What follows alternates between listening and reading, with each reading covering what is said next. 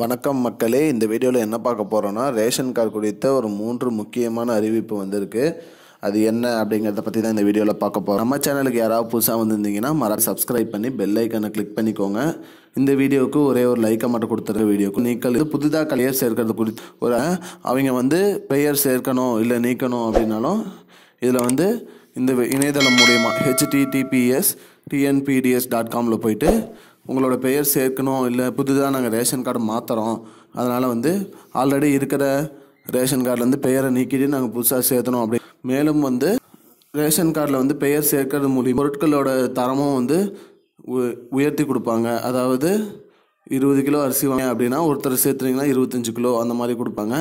So நீங்கள் இருக்கிற ration கார்ட்லேயே பெயர் சேர்க்கறனாலும் சேர்த்துக்கலாம், இல்லை பெயர் நீக்கிட்டு வேற ஒரு ரேஷன் கார்டில் புதுசாக அப்ளை பண்ணி வாங்குறீங்கனாலும் வாங்கிக்கலாம் அந்த மாதிரிங்க. இதனால் பொருட்கள் நீங்கள் புது ரேஷன் கார்டு வாங்கினா பழைய ரேஷன் கார்டில் பொருட்கள் குறையும்.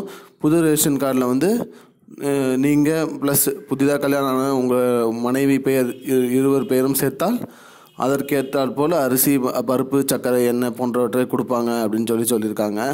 மேலும் இதற்காக நீங்கள் https tnpds.com அதில் சேர்த்தல் பெயர் நீக்குதல் அதில் போய் கூட நீங்கள் பண்ணிக்கலாம். அப்படி இல்லையமாக சென்று உங்களுடைய கார்டுக்கு நீங்கள் அப்ளை பண்ணலாம் அப்படிங்கிற மாதிரி சொல்லியிருக்காங்க மக்களே. இதுதான் மக்களே இப்போதைக்கு முக்கியமான பயனுள்ள தகவல். இது போன்ற பயனுள்ள தகவலை தெரிஞ்சுக்கொள்ள நம்முடைய சேனலை மறக்காமல் சப்ஸ்கிரைப் பண்ணுங்கள். நன்றி. இந்த வீடியோவை அனைவருக்கும் ஷேர் பண்ணுங்கள்.